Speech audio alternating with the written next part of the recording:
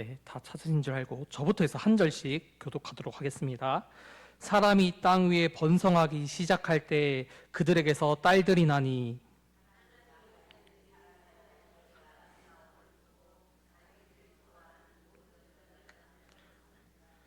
여호와께서 이르시되 나의 영이 영원히 사람과 함께 하지 아니하리니 이는 그들이 육신이 됨이라.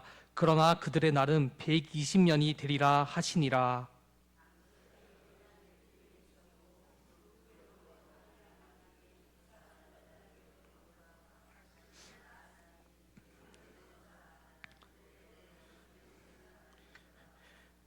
여호와께서 사람의 죄악이 세상에 가득함과 그의 마음으로 생각하던 모든 계획이 항상 악할 뿐임을 보시고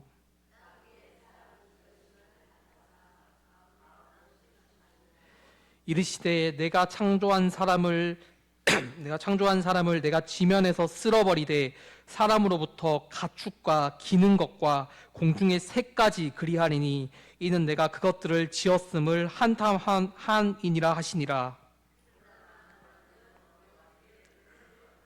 아멘. 네, 오늘 설교 말씀은 성도님들께서 다 익숙하게 아시는 노아 이야기에 대한 말씀입니다. 우리는 가끔 어떤 일을 하거나 어떤 사역을 하거나 어떤 프로젝트를 진행할 때 때로는 어떤 조금의 오류를 수정하기보다는 그 프로젝트 자체를 그만두고 새로 시작하는 것이 더 좋을 때가 있습니다. 어떤 오류들이 너무 많을 때는 차라리 그것을 완전 버리고 새로 시작할 때가 더 좋을 때가 있습니다. 그리고 저는 가끔 그런 생각을 좀 합니다. 가끔 인생을 조금 잘못 살았다는 생각이 들 때, 지금 이 생각을 가지고 영살로 돌아가서 다시 살면 이것보다는 더 잘 살 수 있지 않을까, 이런 생각을 할 때도 있습니다. 오늘 말씀에 하나님께서는 이 세상을 보시고 이런 결단을 하신 것 같습니다. 지금 세상이 너무 망가져서 이것은 어떤 특정한 어떤 부분을 조금 치료하는 것으로 될 것이 아니다. 여기는 너무 이미 제약이 가득했기 때문에 이 세상을 완전 리셋시키고 다시 세워야겠다라고 결심하신 것 같습니다. 그래서 오늘 말씀은 그 홍수 사건이 있기 전에 그 배경이 되는, 그러니까 그 세상의 상태를 나타내고 있는 본문 말씀입니다. 그래서 이 말씀을 가지고 저는 두 가지를 말씀드리려고 합니다. 첫째로는 홍수 심판이 있기 전에 인류가 어떤 상태였는지를 말씀드리고, 그리고 두 번째는 그러한 심판 가운데서도 하나님께서는 은혜로 어떤 이들을 구원하시는 것, 이 두 가지를 말씀드리려고 합니다. 우선 오늘 본문 2절을 보면 이렇게 나옵니다. 제가 읽겠습니다. 하나님의 아들들이 사람의 딸들의 아름다움을 보고 자기들이 좋아하는 모든 여자를 아내로 삼는지라라고 나옵니다. 여기서 하나님의 아들들과 사람의 딸들에 대한 해석은 사실 다양합니다. 크게 세 가지 정도가 있는데 그것을 지금 다 말씀드리기보다는 그냥 가장 보편적인 의견을 채택해서 말씀을 이어나가고자 합니다. 여기서 하나님의 아들들과 사람의 딸들에 대한 가장 보편적인 해석은, 이 하나님의 아들들은 이제 아담과 하와가 아벨을 가인의 살인 사건으로 해서 잃고 하나님께서는 셋이라는 자식을 새로 주십니다. 그래서 그 셋의 계보, 그러니까 하나님께서는 그 셋의 자손으로 그 계보를 이어가시는데, 여기 하나님의 아들들은 셋의 자손이고, 그다음에 사람의 딸들은 그 하나님으로부터 아벨을 살인한 후에 떠나서 그 계보를 이룬 가인의 자손들을 의미합니다. 그런데 오늘 본문 말씀에 보면 이 셋의 자손인 하나님의 아들들이 가인의 자손인 사람의 딸들의 아름다움을 보고 자기들이 좋아하는 모든 여자를 아내로 삼았다라고 나와 있는데, 성경에서는 이 말씀을 꽤 부정적인 뉘앙스로 묘사하고 있습니다. 그런데 한번 생각을 해보자고요.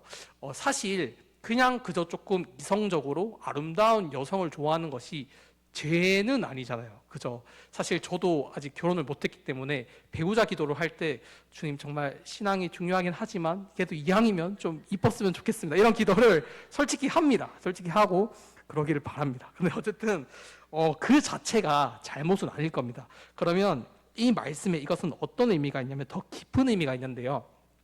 한 사회학자가 이런 말을 했습니다. 그러니까 어떤 시대든 그 시대에서 사람들이 배우자를 볼 때 가장 중요시 여기는 어떤 목록들이나 기준들을 보면 사실 그 시대가 가장 지향하고 가장 중요시 여기는 것이 무엇인지 알 수 있다는 말은 어떤 한 사회학자가 했습니다.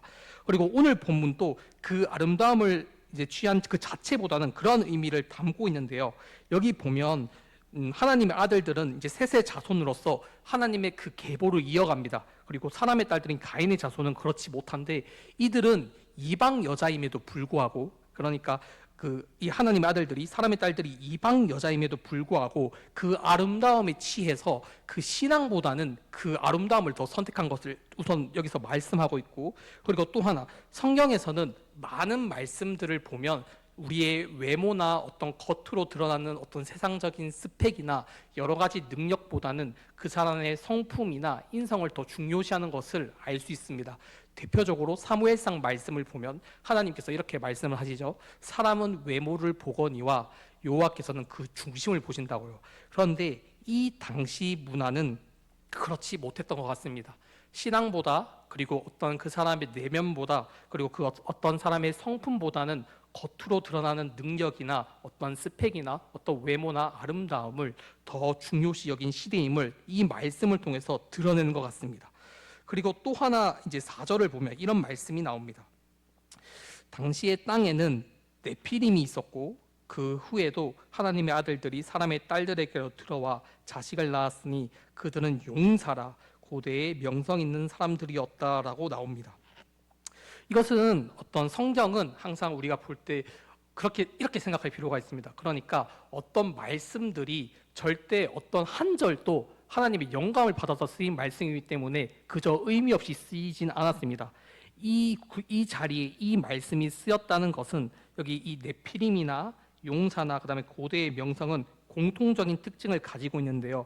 이 당시 땅에 정말 어떤 크기의 논리나 어떤, 그러니까 높고 낮음의 그런 것이 정말 어떤 스펙이 더 우선되고 그런 명성이나 그런 것들이 더 중요시 여긴다는 것을 이 말씀을 통해서 나타내고 있는 것입니다.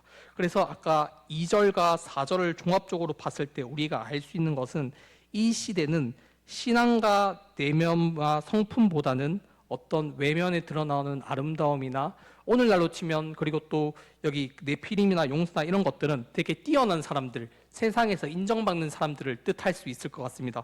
그런 것들을 더 우선시하는 문화가 자리 잡은 것을 이 말씀을 통해서 나타내고 있는 것 같습니다. 실제로 오늘날도 보면 특히 교회조차도 때로는 이러한 문화에 많이 흡수되는 것을 볼 수 있습니다. 저도 대형교회를 다녀봤는데 대형교회도 가끔 그런 것들을 본 적도 있고, 어쨌든 교회 안에도 이런 문화들이 꽤 많이 들어온 것을 알 수 있습니다. 그런데 이러한 가치들은 기독교의 가치와 꽤나 대비됩니다. 성경에서도 이러한 부분이 또 하나의 말씀의 어떤 부분에서 나타나고 있는데 바로 바벨탑 사건입니다.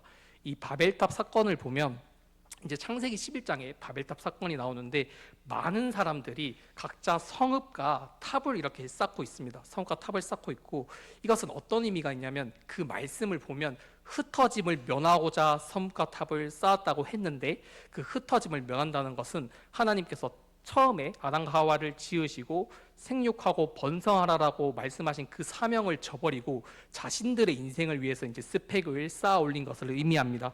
그런데 그러한 부분이 이 오늘 본문에 나오는 네피림이나 용사나 명성을 봤을 때 그 당시에도 있었던 것 같습니다. 특히 이 오늘 본문에 나오는 네피림 같은 경우는 학자들의 견해에 따르면 키가 2m 40에서 2m 70 정도 될 것으로 예상하고 있습니다. 제가 살면서 본 사람 중에 제일 큰 사람은 또 2m를 넘지는 않았거든요. 한 190 넘는 사람까지는 봤는데 그 TV에 정말 큰 그 농구 선수 하승진 선수가 2m 20 정도라고 합니다. 근데 그것보다도 20cm가 더 큰 거죠. 어쨌든 그런 네필이나 용서나 명성들을 봤을 때 이 시대는 외면과 그리고 외형적인 아름다움, 그다음에 힘의 논리, 그런 것들이 아주 팽배한 시대였던 것 같습니다. 그래서 이제 하나님께서는 그것을 보시고 이렇게 이제 결론을 내리십니다. 5절부터 8절까지를 제가 한 절씩 읽도록 하겠습니다. 여기 PPT 띄워주시면 감사할 것 같습니다. 제가 한 절씩 읽도록 하겠습니다. 네. 여호와께서 사람의 죄악이 세상에 가득함과 그의 마음으로 생각하던 모든 계획이 항상 악할 뿐임을 보시고 땅 위에 사람 지으셨음을 한탄하사 마음에 근심하시고 이르시되 내가 창조한 사람을 내가 지면에서 쓸어버리되 사람으로부터 가축과 기는 것과 공중의 새까지 그리하리니 이는 내가 그것들을 지었음을 한탄함이니라 하시니라. 여기까지만 읽겠습니다. 이것을 보고 이제 하나님께서는 이런 문화들이 퍼져 있는 이 세상을 보고 이렇게 결심을 하십니다. 이것은 단순히 한 군데를 이렇게 한두 군데 손봐서 해결될 것이 아니구나. 이 세상을 완전 리셋시켜야겠다고 이렇게 결심을 하십니다. 여기 6절에 보면 하나님께서 사람 지으셨음을 한탄하사라는 말이 나오는데, 여기서 한탄이라는 것은 단순히 그냥 어떤 감정적으로 탄식을 하거나 어떤 감정적으로 그냥 한숨 쉬는 그런 의미가 아닙니다. 여기서 한탄이라는 것은 어떤 의미냐면 마치 어떤 원리, 그러니까 세상의 어떤 부분이 완벽히 작동해야 하는 부분이 작동하지 않는 것을 보고 그러면 이 오류를 어떻게 처리하지 하고 골똘히 생각한다는 의미로 여기서 한탄이라는 것이 쓰였습니다. 그러니까 하나님께서는 이 세상에 보시고 이렇게 얘기를 하시는 거죠. 원래 창조한 목적에서 많이 이미 벗어난 상태인 것을 이렇게 보고 이렇게 한탄이라는 표현을 썼습니다. 사실 하나님께서 처음 세상을 지을 때는 이렇지 않았잖아요. 그죠? 아담과 하와한테 맨 처음에 에덴을 맡기셨을 때는 거기에는 어떠한 죄도 없고 어떠한 죽음도 없고 그다음에 어떤 서로를 봐도 발가벗고 있어도 부끄러움을 느끼지 않고 그저 하나님 안에서 모든 공급과 안전을 누리면서 그냥 살 수 있었습니다.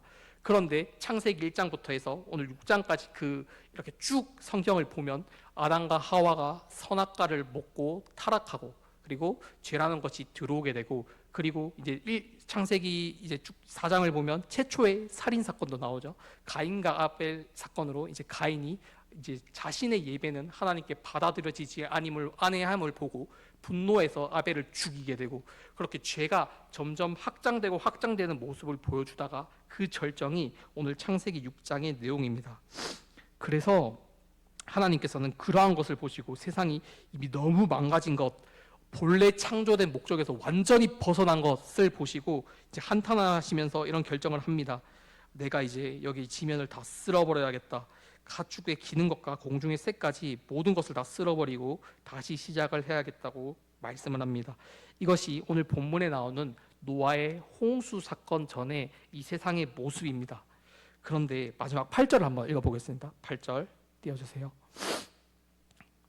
네, 제가 읽도록 하겠습니다. 그러나 노아는 여호와께 은혜를 입었더라라고 나옵니다. 오늘 설교의 이제 본문 말씀의 제목이 하나님의 심판과 사랑입니다. 하나님께서는 항상 오늘 본문뿐만이 아니라 나중에 예언서를 보고 해도 하나님의 수많은 심판들이 나오는데 그 심판들을 봤을 때 항상 심판하는 가운데도 제발 사랑의 힘으로 계속 돌아오기를 바라시고 그리고 항상 모든 것을 다 전멸시키지 않고 그 구루터기 같이 마치 조금의 그 희망을 남겨두십니다. 일부 사람들을 심판 가운데 많이 남겨두시는 것을 볼 수 있습니다. 오늘 본문에도 하나님께서는 노아를 그렇게 선택하셔서 남겨두시는데요. 여기서 제가 하나 이렇게 또 교리에 대해서 잠깐 설명드리고자 합니다. 제 경험상 많은 사람들이 특히 노아 같은 경우에 제가 예전에 이렇게 여러 사람과 노아 이야기도 하고 한 적이 있는데 많은 사람들이 이렇게 생각을 하는 경우를 많이 봤습니다. 노아는 그 당시에 정말 경건한 사람이었고 의인인 사람이었기 때문에 그 노아의 행위를 보고 하나님께서 의롭게 여기셔서 구원하셨다고 생각하는 사람들이 많이 있는 것 같습니다. 그런데 우리가 좀 교리를 공부해 보신 성도님들께서는 아시겠지만 우리는 항상 맨 처음에 우리한테 구원이 임할 때는 우리의 어떠함이나 우리의 선함이나 우리의 어떤 행위가 거기에 영향을 미칠 수가 없습니다. 우리는 항상 처음에 하나님께서 우리의 어떤 조건을 보지 않으시고 그저 은혜로 선택하신 후에 먼저 칭의라고 하죠. 칭의라는 이제 것이 우리한테 적용된 이후에 성령께서 우리 안에 내주하셔서 우리를 조금씩 그리스도를 닮는 사람으로 빚어가십니다. 이거를 성화라고 하지요. 그런데 오늘 본문의 8절과 그리고 9절을 보면 이 순서가 잘 나타나 있습니다. 우선 노아는 경건하게 살기 전에 하나님께서 이미 심판을 결정하셨을 때 하나님께서는 노아를 구원하시기로 먼저 선택하십니다. 그래서 8절 말씀을 보면 노아는 여호와께 먼저 은혜를 입고 그 이후에 9절 말씀을 그 이후에 봤을 때 노아는 의인이요 당대의 완전한 자라 그는 하나님과 동행하였으며라고 나옵니다. 이 논리는 오늘날에도 우리들한테 그대로 적용됩니다. 하나님께서는 우리를 자녀 삼으시고 선택하시고 구원하시기로 작정하실 때는 우리의 어떠한 조건이나 우리의 어떠한 선행이나 우리의 어떠한 행위로 그것을 선택하지 않으십니다. 하나님께서는 그저 은혜로 우선 선택을 하신 후에 구원을 선택하신 후에 그 이후에 우리를 조금씩 구원받은 자의 그 형상에 맞게 빚어가십니다. 오늘 본문의 노아도 마찬가지입니다. 노아가 뭔가 경건하게 그 전부터 잘 살았거나 엄청 선행을 쌓았거나 그런 것 때문에 하나님께서 선택하신 것이 아니라 먼저 선택하셔서 은혜를 주시고 그 이후에 조금씩 의인으로 완전한 자로 그리고 하나님과 동행하는 자로 빚어 가시는 것을 알 수 있습니다. 그러면 사실 오늘 본문에 나오는 이 노아의 시대의 현상이 오늘날에도 정말 많은 것 같습니다. 그러니까 오늘날도 정말 외모나 스펙이나 이런 여러 가지들을 정말 중요시 여기고 크기의 논리가 정말 팽배한 시대고 상대적으로 사람의 내면이나 어떤 성품의 가치를 평가하는 데는 조금 많이 그것을 가치를 외형이나 스펙보다 덜 취급하는 느낌이 조금 많이 듭니다. 그리고 우리도 이런 시대를 살아가고 있죠. 근데 이런 시대 가운데서도 하나님께서는 자신의 자녀를 그저 은혜로 선택하시고 이 문화에 저항하는 자들로 선택해서 조금씩 우리를 성화시켜 나가십니다. 이 당시 노아 시대는 그 이후에 홍수가 이렇게 오죠. 그래서 방주에 탄 노아의 가족들과 동물들을 제외하고는 모두 멸망합니다. 그런데 신약 시대를 살아가는 오늘날 우리도 마찬가지입니다. 이 구약 시대에 노아의 방주 안에 있는 자들만 구원받았듯이 오늘날은 그리스도께서 선택하셔서 그리스도 안에서 있는 사람들만 구원받을 수 있습니다. 이 방주는 궁극적으로 오실 그리스도를 예표하고 있습니다. 우리의 방주는 그리스도께서 우리의 방주가 되시죠. 그렇기에 우리는 그 은혜로 하나님의 선택을 받고 그것을 누리며 이렇게 구원받은 자로서 조금씩 이 문화와 저항하는 삶을 살아야 합니다. 이런 생각을 한번 해봤습니다. 그러면 사실 우리 성도님들 같은 경우는 결혼도 이미 하신 지 오래되었고 그리고 사실 자녀가 대부분 있으니까 그러면 이 말씀을 어떻게 적용할 수 있을까라고 한번 생각을 해봤습니다. 생각을 해보다가 이렇게 한번 질문을 드려보도록 하겠습니다. 만약에 이제 성도님들의 자녀가 커서 결혼할 나이가 돼서 이 사위 될 사람 혹은 며느리 될 사람을 이렇게 데려왔는데 성도님들은 그 사위 될 사람이나 며느리 될 사람을 어떤 기준으로 가장 흡족하게 맞이할 수 있을까요? 그 사위 될 사람과 며느리 될 사람을 데려왔을 때 그 사람을 평가하고 판단할 때 과연 그 사람의 신앙과 성품과 내면을 더 우선시할까요? 아니면 그 사람의 외모부터 해서 재산이 얼마나 있는지와 그 사람의 배경이나 이런 것들이 더 우선시될까요? 그것을 한번 생각해 보면 아마 지금 나한테 가장 중요한 것이 무엇인지 하나님보다 더 나한테 우선되고 나의 우상이 무엇인지를 한번 확인해 볼 수 있을 것 같습니다. 마지막으로 이것에 예수님에 대해서 한번 이제 우리 이 방주가 다시 오실 예수님을 예표한다고 했잖아요. 그리스도를 짧게 전하고 이 설교를 마무리하려고 하는데요. 사실 저는 이런 생각을 했습니다. 사실 저조차도 좀 그런 오늘 말씀을 준비하면서 많이 회개했던 게 좀 외형이나 어떤 외모나 이런 것들의 가치를 되게 내면이나 신앙보다 사역자임에도 불구하고 높게 많이 생각을 했던 것 같습니다. 그런데 그러다가 예수님에 대해서 한번 생각을 했죠. 예수님께서는 정말 십자가에서 사실 그 누구도 외형적으로 봤을 때 흠모할 만한 부분이 조금도 없을 정도로 완전 망가지셨습니다. 우리를 구원하시기 위해서 모든 피와 어떤 것을 다 흘리면서 특히 예수님께서 십자가에 달리셨을 때는 이미 창자가 노출되어 있었을 거라고 많은 학자들이 이야기합니다. 온몸이 갈기갈기 채찍으로 인해서 이미 찢어진 상태로 십자가에 매달리십니다. 그리고 예수님께서는 우리를 구원하시기 위해 그렇게 외형적으로 완전 흉측해지셨죠. 그 예수님을 정말 깊게 묵상할 때 우리는 조금씩 그 외형이나 그 어떤 것보다 신앙이나 내면을 더 중요시 여기는 사람이 될 것이라고 믿습니다. 그리고 예수님께서는 정말 사실 높은 자리에 있었죠. 사람들은 성경을 봤을 때 많이 높아지기 위해서 바벨탑을 쌓습니다. 그 창세기 11장을 보면 하늘에 닿기 위해서 탑을 쌓습니다. 그만큼 서로 자기 이름을 드러내고 높아지라는데, 주님께서는 이미 사실 그 하늘에 이미 사시고 하늘에서 모든 것을 누리고 있었음에도 불구하고 우리를 구원하기 위해서 가장 낮은 자리로 내려오십니다. 창조주이신 그분이 피조물인 형태로 우리를 구원하시기 위해서 내려오십니다. 그 예수님을 깊이 묵상하면 아마 우리의 마음 가운데 내가 남들보다 높아지려는 마음들이 조금씩 사그러질 것을 믿습니다. 우리 성도님들이 그런 신앙을 가지고, 그리고 점점 이렇게 그리스도를 닮아가는 성도님들이 되길 바라면서 말씀을 마무리하도록 하겠습니다. 제가 기도하겠습니다. 하나님 아버지, 오늘 이렇게 예배의 자리에 불러주심에 감사합니다. 주님, 오늘 말씀을 묵상하였습니다. 우리의 마음 가운데도 사실 많은 세상 사람들과 다르지 않게 어떤 신앙이나 어떤 성품과 내면보다 어떤 외형이나 어떤 크기의 논리가 우리의 마음 가운데 자리 잡고 힘의 논리가 우리의 마음 가운데 자리 잡을 것을 많이 봅니다. 그러나 하나님께서는 그것을 물로 다 쓸어버리실 정도로 싫어하시는 그 하나님을 생각합니다. 주님, 우리가 우리를 위해서 십자가에서 정말 흉측해지셨고 우리를 위해서 모든 하늘의 영광을 버리고 이 땅에 오신 그리스도를 생각할 때 그 마음이 조금씩 죽을 것을 믿습니다.